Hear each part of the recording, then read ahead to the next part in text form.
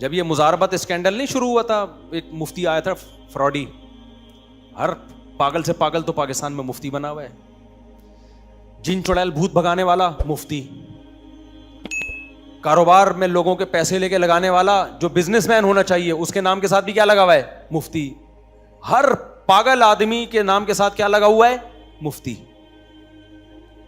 خوابوں کی تعبیر بتا رہا ہے مفتی فلاں صاحب مفتی فلاں صاحب. کوئی کرائٹیریا ہے ہی نہیں بھائی. تو جب مزاربت اسکینڈل شروع ہوا تھا نا تو اس وقت بہت لوگوں نے کہا اتنا پیسہ لگاؤ. رفیع بھائی بھی آئے تھے ہم سے مشورہ لینے کے لیے، اتنے پیسے بہت زبردست ڈبل کر کے. میں نے کہا یہ total A to Z fraud ہے. قسمیں اٹھا اٹھا کے کہہ رہا تھا میں، قسمیں اٹھا اٹھا. کہہ رہے نہیں اتنے بڑے بڑے علماء نے پیسہ لگایا. میں نے کہا ہم علماء کے جوتیوں کے خاک کے برابر بھی نہیں ہیں دین کے معاملات میں. مسئلہ بتائیں، شرعی مسائل بتائیں، یہ بتائیں یہ حلال ہے یہ حرام ہے. میں نے کہا کاروبار کے معاملے میں حلال حرام میں تو علماء کی رائے معتبر ہے. یہ کاروبار پروفیٹیبل ہے یا نہیں ہے، نقصان دہ ہے یا بیڑا غرق ہوگا، اس میں علماء کی رائے کا اعتبار نہیں ہے. یہ علماء کی فیلڈ نہیں ہے. بھائی آپ کے گردے میں پتھری ہے، یہ مفتی صاحب بتائیں گے یہ پتھری کیسے نکلے گی؟ یہ ڈاکٹر بتائے گا. کہ وہ ڈاکٹر مفتی بھی ہے، اس کا مطلب نہ وہ ڈاکٹر ہے نہ وہ مفتی ہے، کوئی بھی کام اس نے ڈھنگ سے نہیں کیا.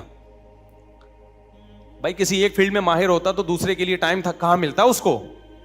اس کا مطلب جو ڈاکٹر بھی ہے مفتی بھی ہے، نہ وہ ڈاکٹر ہے اب نہ وہ ڈھنگ کا مفتی ہے. یہ ہو رہا ہے. جن چڑیل بھوت بھی بھگاتا ہے مفتی بھی ہے، اس کا مفتی تو ہے نہیں. اور جن چڑیل بھوت بھگانے والے ویسے ہی کچھ بھی نہیں آتا ان کو. تو جو کچھ بھی نہیں ہوتا وہ سب کچھ ہوتا ہے. خلاصہ یہ نکلا جو کچھ بھی نہیں ہوتا نا وہ کیا ہوتا ہے. دیکھو 2 نمبر حکیم سے آپ پوچھو گے نا گردوں کا مسئلہ، وہ گردوں کا بتائے گا. آپ اس کو پوچھو گے پیٹ کی بیماریاں، پیٹ کی بیماریاں بتائے گا. شوگر کنٹرول کرنے کے طریقے وہ بتائے گا. کینسر کے علاج وہ بتائے گا. فلانا علاج وہ بتائے گا. ڈمکانا علاج وہ بتائے گا. یہ اس کی علامت ہے اس کو کچھ بھی نہیں آتا.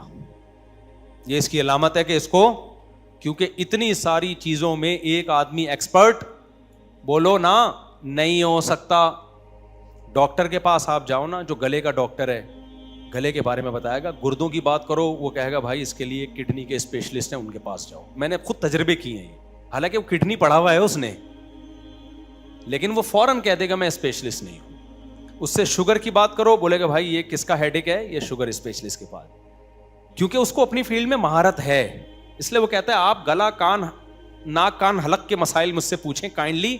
آپ ہارٹ پیشنٹ ہیں تو یہ میرا ٹاپک نہیں ہے. لیکن پاکستان میں پتھر اٹھاؤ حکیم نکلے گا، پتھر اٹھاؤ ڈاکٹر نکلے گا.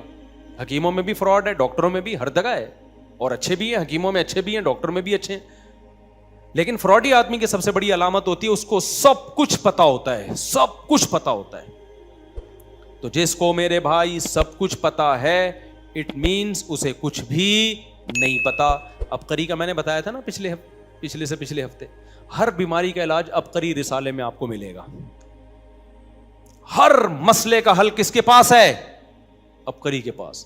اس کا مطلب کسی مسئلے کا حل خدا کی قسم عبقری کے پاس نہیں ہے، تبھی ہر مسئلے کا حل ہے اس کے پاس.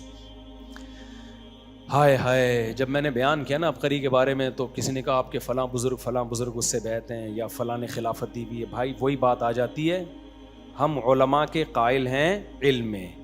علمی بات کوئی علماء سے نقل کر کے ہمیں بتاؤ گے ہم مانیں گے.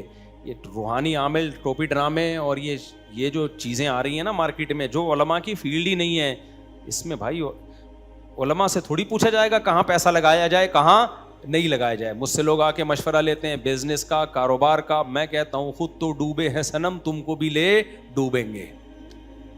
ہم نے تو کاروبار میں بہت پیسہ برباد کیا. ہم نے کہا ہم سے بس یہ تجربہ سیکھ لو کہ اپنا پیسہ کسی کو کبھی بھی مت پکڑاؤ، نہ اپنے ابا کو نہ اپنے بھائی کو. ابا کو بھی مت دو، ابا کو دینا ہے تو ہدیے کی نیت سے دو. میرے والد صاحب اتنے اچھے ہیں، یہ لیں ابو آپ کو گفٹ، اس طرح دو ثواب ملے گا. کاروبار کے لیے ابا کو دے دیے پیسے، سوائے ان ابا کے جو یہاں بیٹھے ہوئے ہیں ان کے علاوہ کی بات کر رہا ہوں. ابا کو دے دیے تو بس گئے، اب نہیں ملتے، کیونکہ وہ تو ابا ہے. وہ اس کا وہ کہے گا تیرا باپو نکال کے دکھا. صحیح ہے نا؟ وہ کون نکالے گا؟ ابا سے لڑے گا کون؟ سمجھتے ہو گے نہیں سمجھتے؟ تو وہ کیا بات کر رہا تھا, میں جلدی سے بات کو کمپلیٹ کروں, وہ باتیں ادھر ادھر بہت جا رہی ہیں. تو وہ کاروبار کی بات کر رہا تھا نا, بہنوں کو لوٹا جاتا ہے ہماری سوسائٹی میں. بھائی پیسہ لے کے لگاتے ہیں, ڈبو دیتے ہیں. جب وراثت ملتی ہے تو چھوٹے نابالغ بچوں کا مال برباد ہوتا ہے, نابالغ بچوں کا مال برباد ہوتا ہے. ہاں مزاربت اسکینڈل کی بات کر رہا تھا. اتنا میں نے لوگوں کو منع کیا, میں نے کہا بھائی پاکستان ہے, اتنا کافی ہے فراڈ ہونے کے لیے کہ پاکستان ہے. اتنا بڑا بزنس, ایک آدمی پیسہ دے رہا ہے ڈبل کر کے واپس. یہ تو یہودی اتنا پروفٹ نہیں دیتا. لوگ اندھے ہو گئے تھے بھائی, نا نا نا نا نا. مجھے برا بھلا کہنا شروع کر دیا لوگوں نے, مجھے برا بھلا کہنا شروع کر دیا. میں نے کہا بھائی یہ بہت بڑا اسکینڈل بنے گا, اس سے داڑھی والے بدنام ہو جائیں گے. نہ ایسا ہوس اس وقت لوگوں کے دماغوں پہ بھوت سوار تھا نا. نہیں بھائی ادھر 1 کروڑ دو, ادھر 2 کروڑ. وہ بھی بڑا ڈرامے باز تھا فلم. ادھر سے دے رہا ہے, ادھر سے 2 کروڑ دے رہا ہے, اس نیت سے کہ پھر 4 کروڑ دے گا. یہ صحیح ہے نا. جب 1 کروڑ کے 2 کروڑ کوئی بنا کے آپ کو دے دے تو پھر جس کے 2 کروڑ بنے اس کو 2 کو 4 کرنے کا دل نہیں چاہے گا. ہوس تو کبھی دنیا میں ختم نہیں ہوتی. نبی صلی اللہ علیہ وسلم کی صحیح حدیث ہے, اگر انسان کو, بخاری مسلم کی حدیث, انسان کو سونے کا بھرا ہوا جنگل دے دیا جائے نا تو وہ چپ کر کے نہیں بیٹھ جائے گا بھائی سونے کی وادی ہے. وہ کہے گا کاش یہ ایسی 2 وادیاں اور ہوں. فوراً بزنس کا سوچے گا وہ کہ یار اس کو ڈبل کس طرح کروں میں. فرمایا وَلَن يَمْلَأَ فَاهُ إِلَّا التُّرَابُ, انسان کی توند قبر کی مٹی کے علاوہ کوئی چیز نہیں بھر سکتی. کسی کا باپ بھی نہیں بھر سکتا یہ توند, جب تک قبر میں مٹی نہیں گھسے گی منہ کے اندر. ایک اصول بنا دو بھائی, دنیا مسافر خانہ ہے. جتنا میرے اللہ نے عزت کے ساتھ روزی روٹی دے دی, بس میرا پیٹ اس سے بھر گیا, ختم. پاپوں سے بھرے اللہ, سوکھی روٹی سے بھرے, ہم راضی ہیں اللہ کی تقدیر پہ. جاؤ ایسی کی تیسی, نہیں ہے گھر باڑ میں جائے, نہیں ہے جاؤ ریڈی پہ سوئیں گے, ٹماٹر بیچیں گے. سمجھتے ہو جب تک کھوپڑی میں یہ چیز نہیں بٹھاؤ گے نا, گھٹیا طریقے سے پیسہ کماتے رہو گے ہمیشہ. دکانداروں کو دیکھو نا, کچھ طریقے پیسہ کمانے کے ناجائز ہوتے ہیں, کچھ ناجائز نہیں لیکن غیر اخلاقی ہوتے ہیں. اتنا زیادہ کسٹمر کے پیچھے بھاگنا, ایسے جیسے بھیک مانگ رہے ہو.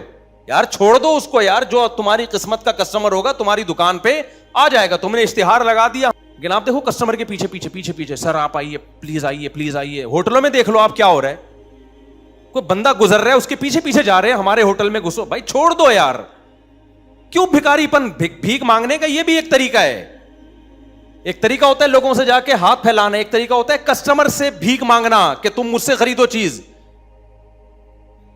اللہ کو یہ بھکاری پن پسند, بولتے کیوں نہیں, پسند نہیں ہے. اللہ کہتا ہے سر اٹھا کے جیو. آپ بھی تو کسٹمر کو کچھ بیچ رہے ہو نا, اس کو فائدہ دے رہے ہو, تو بھی کس بات کی بھائی, اس کے سامنے جھکنا کس بات کا. پہلے سعودی عرب میں کی دکانوں میں بڑا استغنا تھا, اب عرب بھی خراب ہوتے جا رہے ہیں. ہمارے فرماتے تھے سعودی عرب ہم جاتے تھے نا کوئی چیز خریدنے, عربی کی دکان پہ ہوگی, یہ گھڑی دکھاؤ, وہ کہتا ہے یہ دیکھ لو نا رکھی ہوئی ہے نا. صحیح ہے, ایک آدھ دفعہ دکھا دی, اس کے بعد لینا ہے لو, نہیں تو پتلی گلی سے نکلو.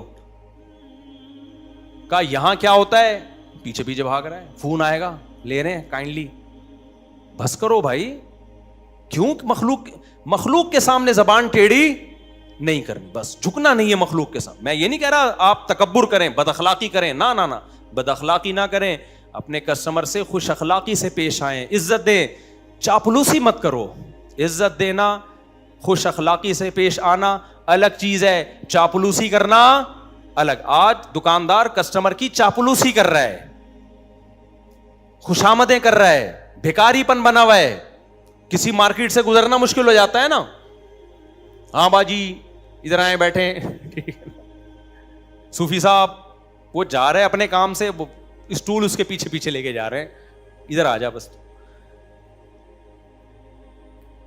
ایسے ہی موقع کے لیے نبی نے فرمایا کہ الا وان نفسا لن تموت حتى تستكمل رزقا. فرمایا نبی صلی اللہ علیہ وسلم نے, خبردار کسی انسان کو اس وقت تک موت نہیں آ سکتی جب تک وہ اپنے رزق کا آخری نوالا بھی نہ کھا لے. ایک لقمہ بھی میرے اور آپ کے مقدر میں جو لکھا ہوا ہے نا, وہ کسی اور کے پیٹ میں نہیں جا سکتا. فَأَجْمِلُوا فِي الطَّلَب، فرمایا پھر رزق طلب کرنے میں اعتدال سے کام لو، جو تمہارے مقدر کا ہے وہ تمہیں مل کے رہے گا. تو ذلیل ہونے سے کیا فائدہ بھائی؟ نہیں آ رہی میرا خیال ہے بات. مت اپنے چہرے کو لوگوں کے سامنے ذلیل کرو، مت بھیک مانگو لوگوں سے، مت کاروبار کے نام پہ الو بناؤ جب تک اپنا ہے. میں ایک دوبارہ واقعہ ریپیٹ کر دیتا ہوں، کردار کو میں چینج کرتا ہوں تاکہ جس کا واقعہ اس کے سمجھ میں نہ آئے. ہمارے ایک دوست نے فون کیا وہی کاروباری مشورے کے لیے. میں نے ان کو کہا بھائی میں کاروباری مشورے نہیں دیتا، ٹھیک ہے میرا کاروبار ہونا الگ چیز ہے، لیکن میں اتنا کوئی ایکسپرٹ تھوڑی ہو گیا ہوں کہ میں ایک آفس کھول دوں لوگوں کو مشورے دینا شروع کر دوں. تو وہ کہنے لگے کہ جی مسئلہ یہ ہے کہ ہمارے ایک بہت پرانے دوست ہیں، ان کے کاروبار کا کروڑوں کا ہو گیا ہے نقصان. یہ خوب واقعہ غور سے سنیں، یہ واقعات برائے واقعات نہیں ہیں، یہ قرآن و سنت ہی کی تعلیمات کو آج کے واقعات کی روشنی میں آپ کے دماغوں میں ڈال رہا ہوں. سمجھ رہے ہو؟ کیونکہ آج کے واقعات سے وہ قرآنی تعلیمات زیادہ اچھی طرح سمجھ میں آئیں گی، 1400 سال پرانے واقعات سے اس طرح سمجھ میں نہیں آئیں گی. مارکیٹ میں ہو کیا رہا ہے. اور یہ مشورہ اس لیے ان کو دیا اور آپ کو بتا رہا ہوں کہ سب اس کو ایک بات سمجھ میں آ جائے. کہنے لگے جی کروڑوں کا نقصان ہو گیا ہمارے دوست کا. اے نے پوچھا مجھ سے کہ جو بی میرا دوست ہے اس کا فون آیا ہے کہ اس کا کئی سال کا بزنس تباہ ہو برباد ہو گیا. اب اسے دوبارہ اپنے پاؤں پہ کھڑے ہونے کے لیے 15-20 کروڑ روپے چاہیے. کتنے چاہیے؟ ہو سکتا ہے 15-20 ارب چاہیے ہوں، میں فیگر چینج کر رہا ہوں، کچھ بھی ہو، ہمیں اس سے کیا لینا دینا، میں تو مثال سے مطلب ہے نا. کتنے چاہیے بھائی؟ 15 سے بولو 20 کروڑ روپے چاہیے. اس نے مجھ سے یعنی بی نے اے سے رابطہ کیا ہے کہ یار تم بھی کروڑ پتی آدمی ہو، اتنے کروڑ مجھے دے دو، اور مجھے ایکسپیرینس بزنس کا بہت ہے، 6 مہینے میں انشاءاللہ تمہارا اصل سرمایہ بھی لوٹا دوں گا، اصل انویسٹمنٹ بھی، اور اتنا پروفٹ بھی ہوگا، وہ بھی تمہارے حوالے. دے دنا دن. نہیں آئی بات سمجھ میں؟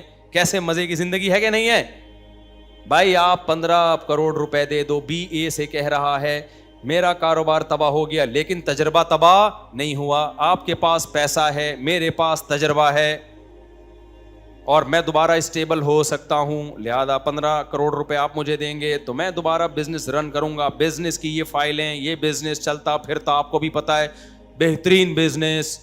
آپ کو نہیں پتا، اس بندے کو پتا ہے، یعنی وہ یہ کہہ رہے تھے. اور یہ 6-7 مہینے کی بات ہے، 6-7 مہینے، بائیں ہاتھ کا کھیل ہے. وہ تو ایک میرے سے غلطی ہو گئی تھی جس سے لاس ہو گیا. 6-7 مہینے کی بات ہے، بائیں ہاتھ کا کھیل ہے. اچھا جو اے ہے وہ بھی ایماندار ہے، بی بھی کیا ہے؟ ایماندار. دونوں نیک ہیں، فراڈی ان میں کوئی بھی نہیں ہے. لیکن جو میں اب بتانا چاہ رہا ہوں نا، جو میسج دینا چاہ رہا ہوں وہ سمجھو. تو یہ بی نے مجھ سے رابطہ کیا. میں نے کہا اے سے کہو تمہارے پاس پراپرٹی نہیں ہے، کوئی گھر ہے تمہارا ذاتی؟ یقیناً اتنا بڑا تمہارا بزنس ہے تو ذاتی گھر تو آپ نے بنایا ہوگا نا.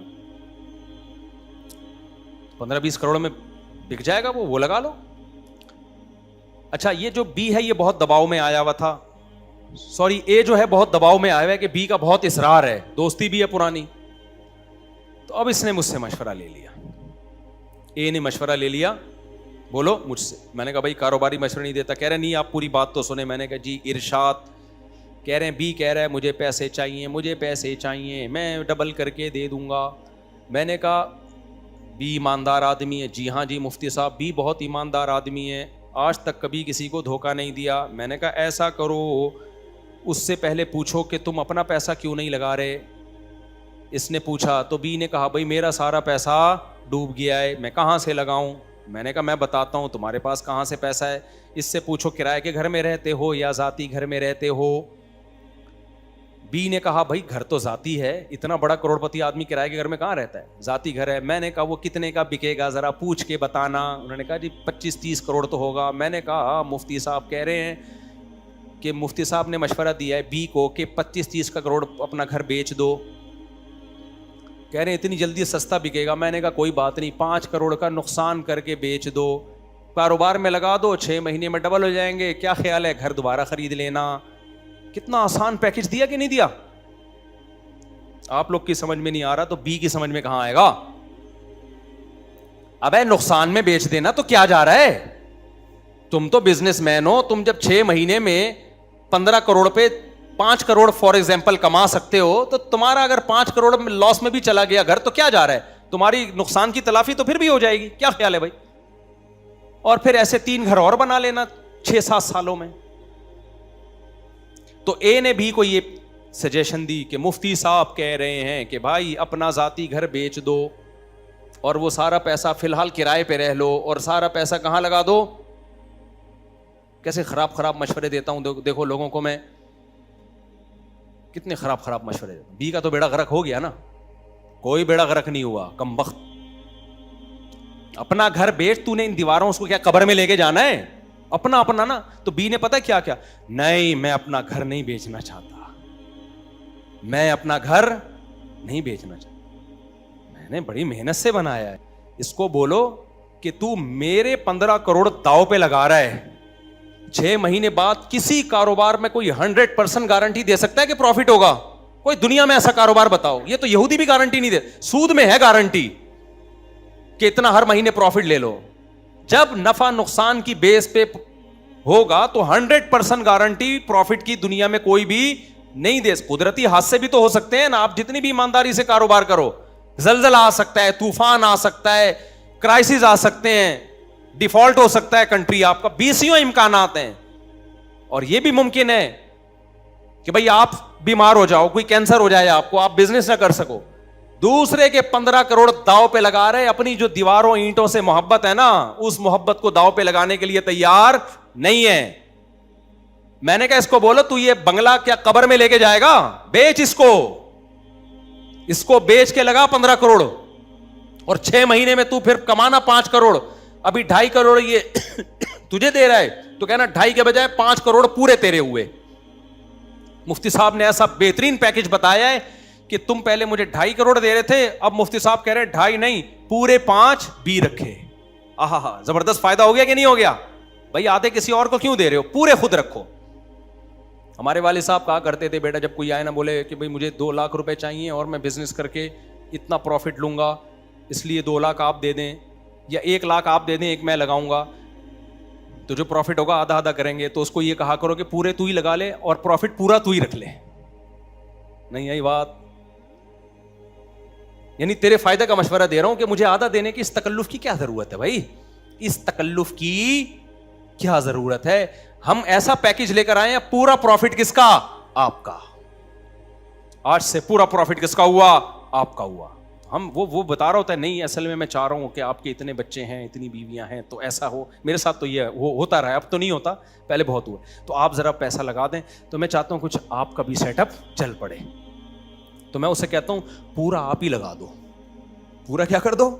آپ لگو, اور پورا پروفٹ آپ رکھو, اور جو نفع آئے گا نا اس سے آپ دوسری تیسری چوتھی شادی کر لو. نہیں یہی بات سمجھ میں؟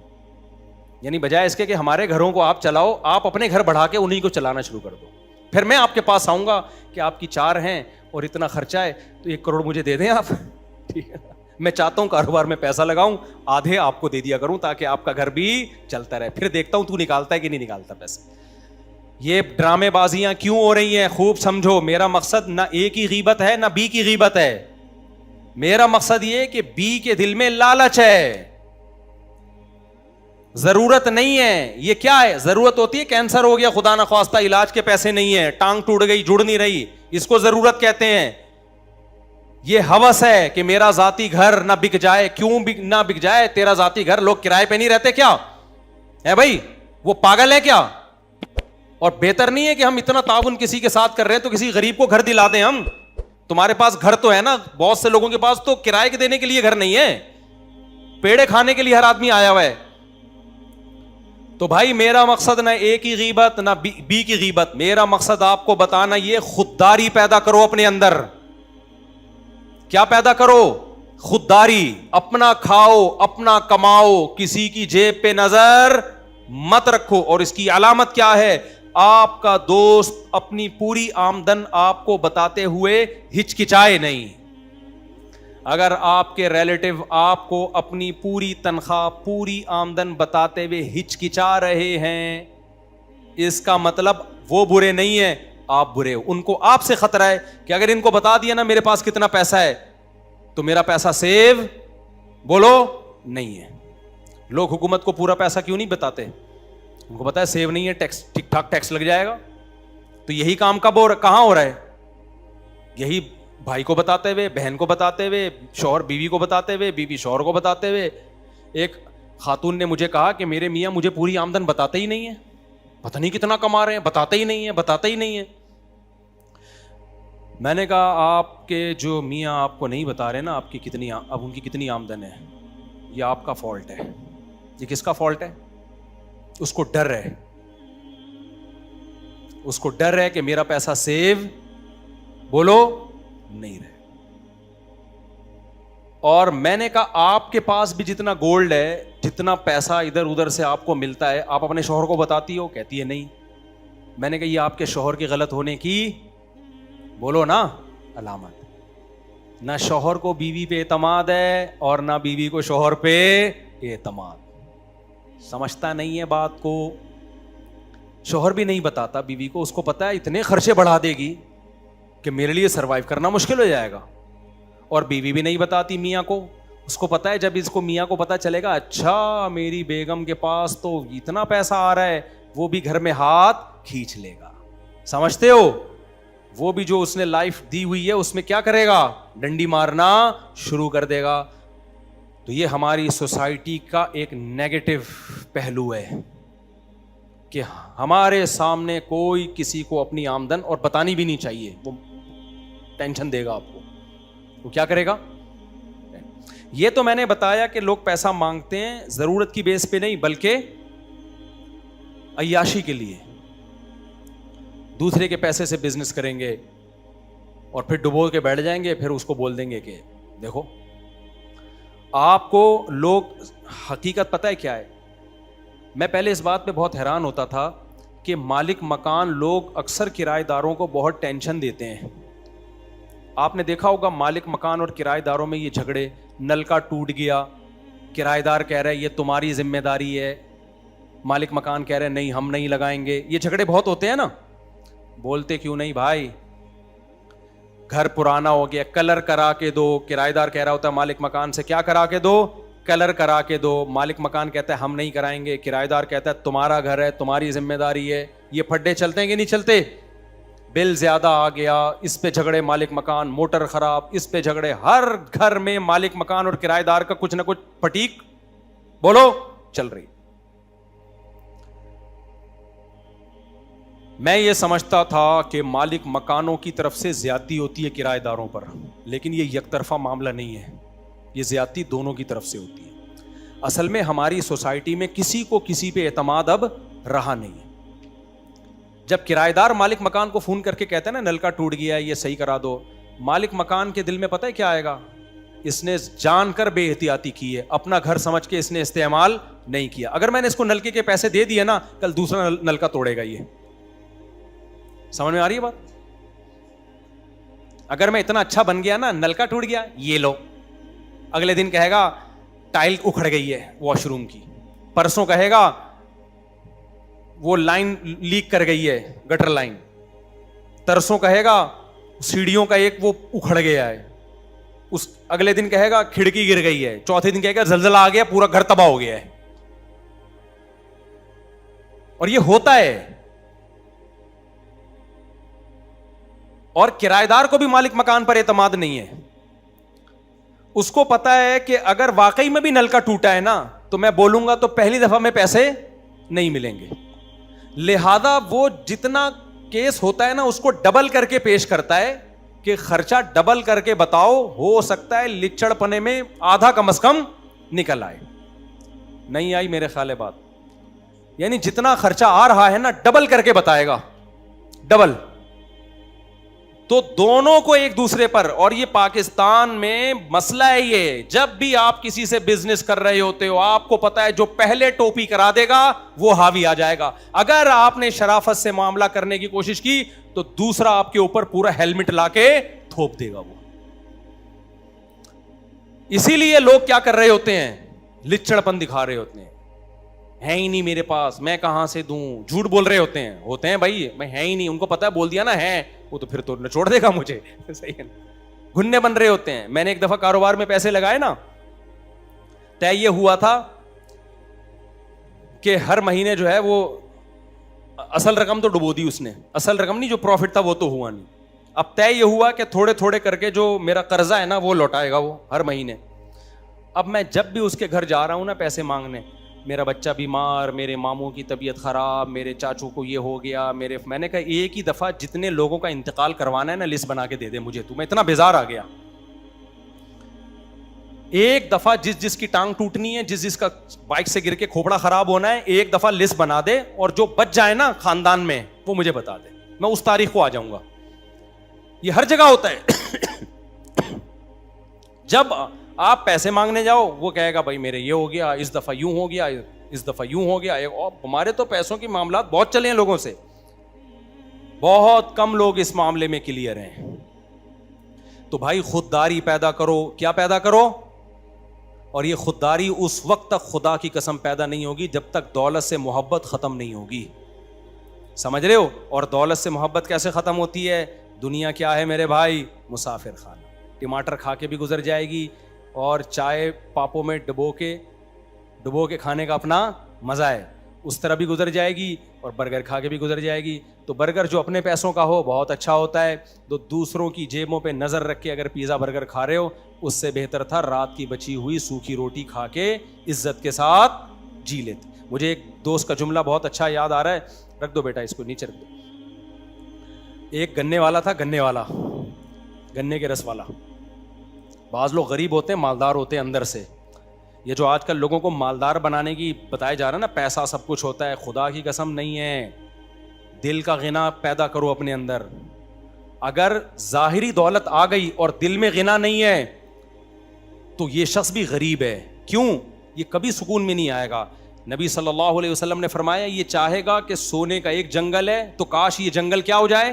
ڈبل ہو جائے. کبھی بھی سکون سے نہیں بیٹھے گا.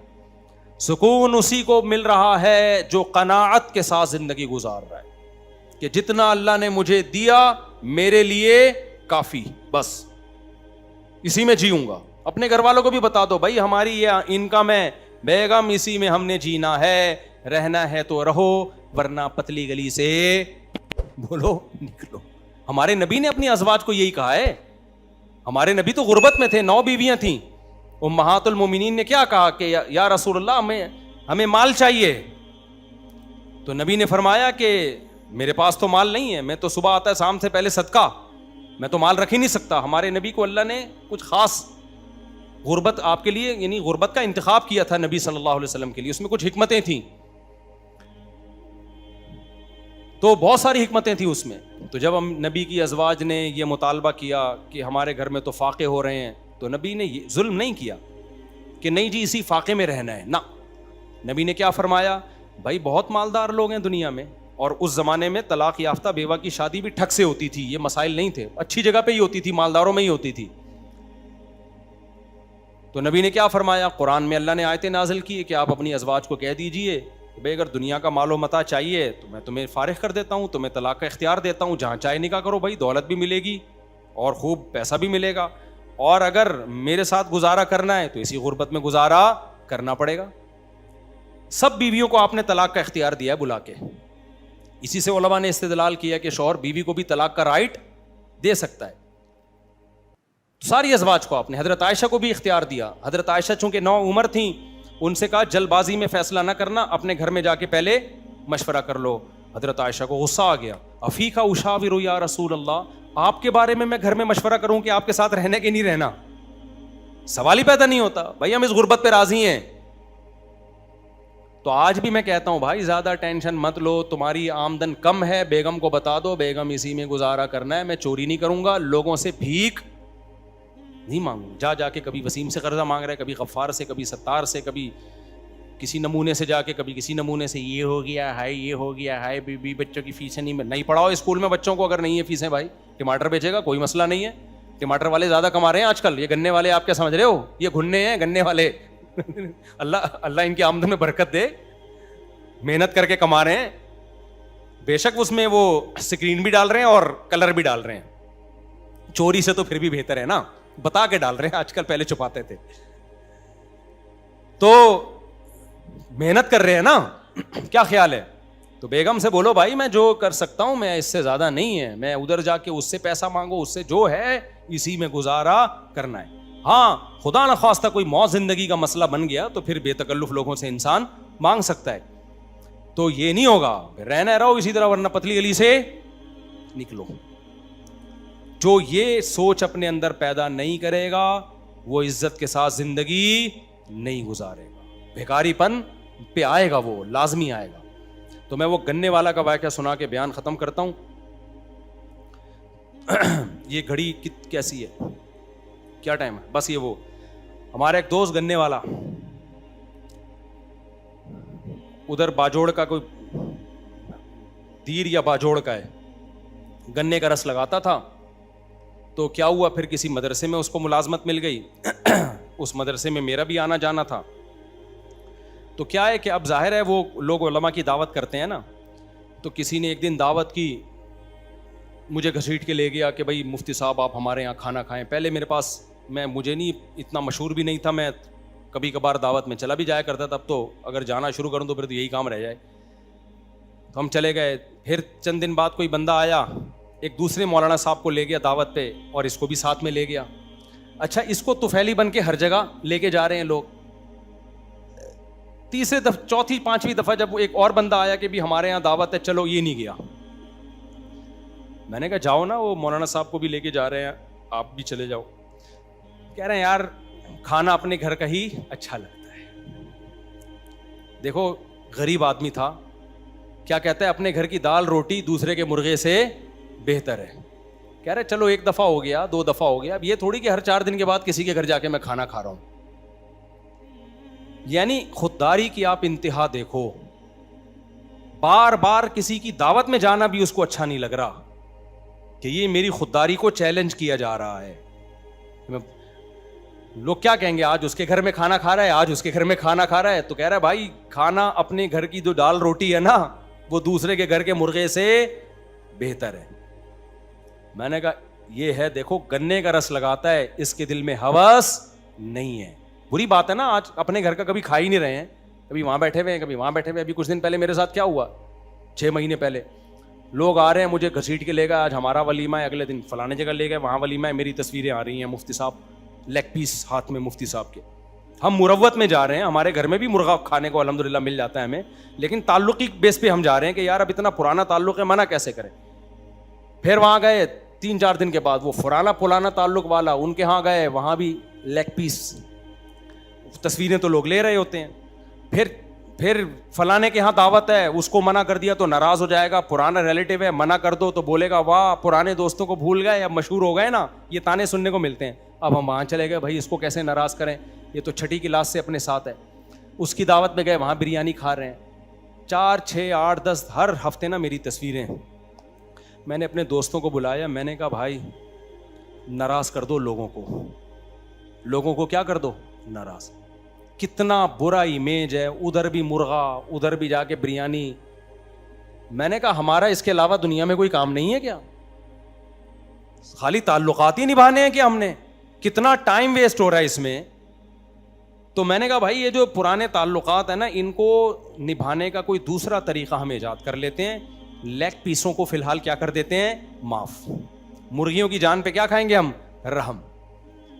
تو اس لیے تھوڑی سخت پالیسیاں بنانی پڑتی ہیں. اب لوگ آتے ہیں نا ولیمہ, میں کہتا ہوں بھائی میں نہیں جا سکتا, میں اپنے ولیموں میں 4 دفعہ جا چکا ہوں, اب میں اور کتنے ولیموں میں جاؤں. وہ کہتے ہیں ہمارا اب آپ بدل گئے ہو, اب آپ وہ نہیں رہے. بھائی یہ آپ کا ہیڈ کہ ہم بدل گئے ہیں, ہم میں تکبر پیدا ہو گیا ہے, ہمارا اسٹائل چینج ہو گیا ہے.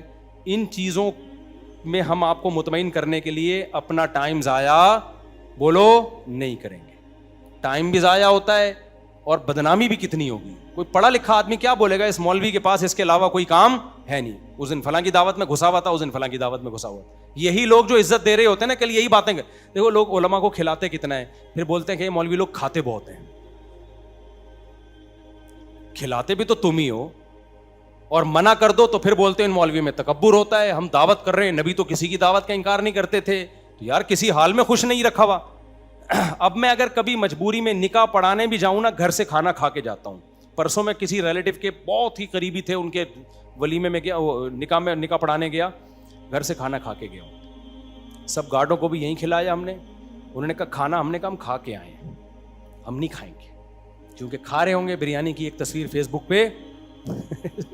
ہم تو تمہاری عزت بچانے کے لیے کھا رہے ہوں گے کہ تمہیں برا نہ لگے. عزت کس کی جا رہی ہوگی؟ ہماری جا رہی ہوگی. تو کسی کی عزت بچانے کے لیے اپنے کپڑے اتروانا میرا خیال ہے ٹھیک نہیں ہے. تو اپنے گھر میں دال روٹی. قناعت سمجھ میں آ گئی کہ نہیں آ گئی ہے؟ جو آپ کی جیب میں اس پہ اللہ کا شکر ادا کرو, بس یہی ہے آپ کا. کبھی کسی کے سامنے نہ کاروبار کے نام پہ پیسے مانگو, نہ کسی اور نام پہ پیسے مانگو. جو ہے بس اسی سے جو کرنا ہے کرو. ہاں, آپ کا اعتماد دنیا میں بحال ہو جائے گا تو لوگ خود آپ کو پیسہ دیں گے کہ یہ اتنے پیسے ہیں, آپ کائنڈلی اس سے کاروبار کریں.